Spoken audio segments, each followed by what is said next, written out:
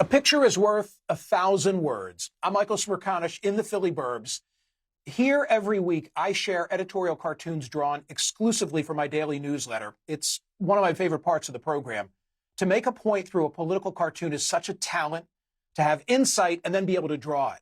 Well, for yesterday's newsletter, take a close look at what Scott Stantis drew. Stantis is an award-winning illustrator for the Chicago Tribune. From Uncle Sam's mouth, we see an assault rifle just having been fired. Note that it's smoldering at one end. The gun represents the violent political verbiage that passes for discourse these days. But take a closer look, because to me, at the other end of that gun, it looks like a microphone. It's brilliant. It's sad. It's true. It's the speech that is often pulling the trigger these days. We're a sick nation. We're afraid. We're fragmented. We're isolated. We're lonely. Connectivity, what they call connectivity, has actually disconnected us, and our kids are bearing the brunt. We don't have a sense of common purpose because we no longer have shared experience. And this is not some epiphany on my part after the unspeakable assassination of Charlie Kirk. Just a confirmation of so many interviews I've conducted right here over the past decade. This time, many of our leaders, left and right, they said appropriate things. Mike Johnson, John Thune, Hakeem Jeffries, Chuck Schumer, all of them. Unfortunately, the Hill reports that some teachers, some firefighters, some public officials have been suspended or fired after celebrating Kirk's death online.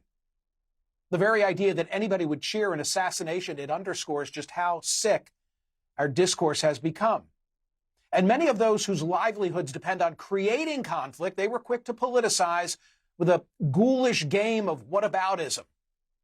I'll not give them further notoriety by saying their names, but I want you to take a look at something and recognize this is an incomplete list. On one side, you've got the violence directed toward the Minnesota Democratic lawmaker and her husband murdered, Governor Josh Shapiro's home firebombed while his family slept, a conspiracy-fueled attack that left Paul Pelosi with a fractured skull, a shooter opening fire on the Centers for Disease Control, the plot to kidnap Michigan Governor Gretchen Whitmer, and, of course, the January 6th storming of the U.S. Capitol. And now shift to the other side. Charlie Kirk assassinated. Two separate attempts on Donald Trump's life. An armed man arrested outside Justice Kavanaugh's home. A gunman opening fire on Republican lawmakers at a baseball practice that nearly killed Steve Scalise. More than 20 pro-life organizations vandalized or firebombed after a leaked Roe v. Wade decision. And even two Republican candidates in Minnesota physically assaulted while campaigning. The point is that violence is coming from all angles, which is why I was disappointed when I heard the president say this. How do we fix this country? How do we come back together? I'll tell you something that's going to get me in trouble, but I couldn't care less. The radicals on the right oftentimes are radical because they don't want to see crime. The radicals on the left are the problem, and they're vicious, and they're horrible, and they're politically savvy. No, Mr. President, the radicals on all sides are the problem. And the truth is that no side has a monopoly on political violence nor on mental health. So now what?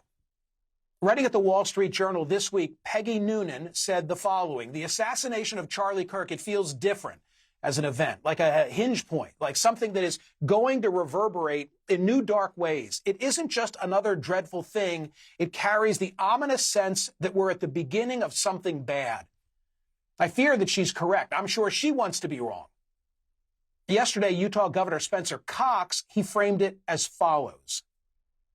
The question is, what kind of watershed?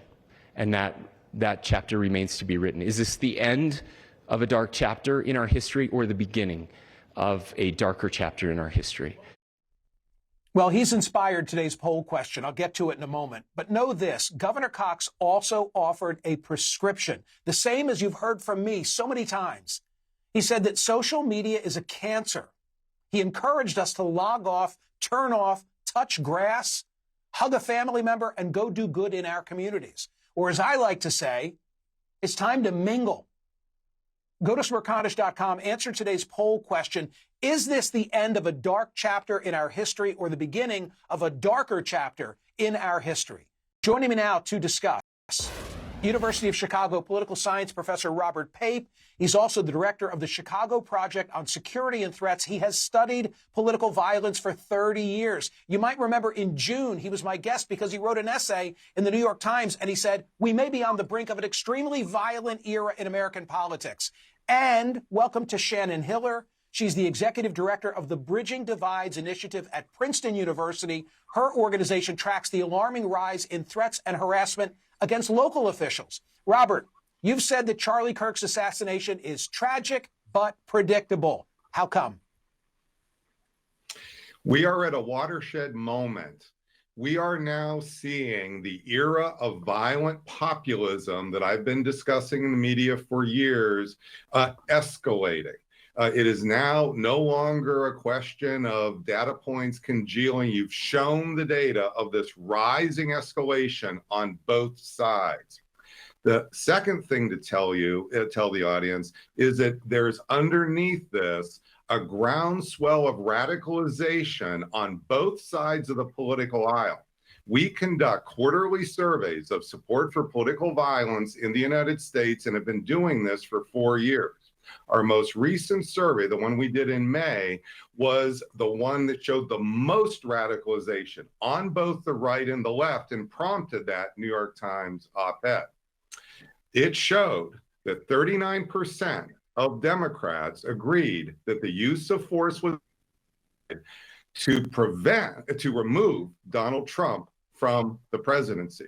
It further showed 24% of Republicans thought the use of the military by Donald Trump was justified to suppress Democratic protesters. This represents tens of millions of people supporting political violence on both sides of the aisle. That is why you are seeing, since in the last year, we're seeing essentially a balanced escalation of political violence on both sides of the aisle. And we've got to do more because left to its own devices, this will escalate. Shannon, there's a tendency for us to nationalize this conversation, which is why I'm so taken with the work of the Bridging Divides Initiative, because, well, you explain. What is your mission and what have you found? Thanks. Well, at BDI, we focus on tracking and mitigating political violence just in the United States. And we do that because we think that can support communities to navigate these periods of heightened tension and ultimately continue to work on building the type of democracy where we can all belong. 3 years ago, we were hearing from a lot of people using our national data that they were experiencing the same thing at the local level and that it felt like a rise. And so we started a project to study specifically threats and harassment against local officials, mayors, council members, and others, because we wanted to is that true? Are we experiencing a rise? Is this affecting everyone equally? What are the facts on the ground? And unfortunately, what we found was, yes, there's an unacceptably high baseline of threats and harassment against local officials in this country. And it's affecting both parties and ideologies across the board. Shannon, there's a colorful chart online from your materials. I'll put it on the screen. It's kind of hard to understand on television. I know you know what it is. Proportion of threats and harassment against local officials by issue type. What types of threats and harassment are we talking about with regard to local officials? What do they have to put up with is what I'm asking. Well, a whole range of issues. You're right, that's quite the eye chart when you look at it on TV and even on the paper. But what it's showing is that local officials are experiencing really a broad hostile climate across a number of issues. So some of those are what you might think of as hot button issues around education, the election, and otherwise. But others are actually the result of this broader climate of normalized use of threats and harassment against our opponents. So people tell us they're receiving threats around things like local zoning ordinances or local judicial decisions, reflecting the idea that the barrier to the use of threats and harassment in our political life has just been lowered. It makes me worry, Robert Pape, who's going to be willing to serve? I mean, I learned from Shannon that 80,000 people in the United States are members of school boards. Who's going to be willing to step forward unless we get this under wraps, Robert Pape? Well, we face a danger right now that the people most willing to serve will be the most radical. So we need to Right. recognize that we are seeing a rising tide of radicalization in the body politic. These are not just isolated events. They are coming on top of a clear evidence of radicalization in the body politic. That's going to encourage social media influencers to be more radical. That's going to encourage political leaders left to their own devices to actually become more radical. And you showed some clips of this earlier on. And you're wondering, why is that, Michael? That's because of the data I'm showing you of the pool of people they can appeal to.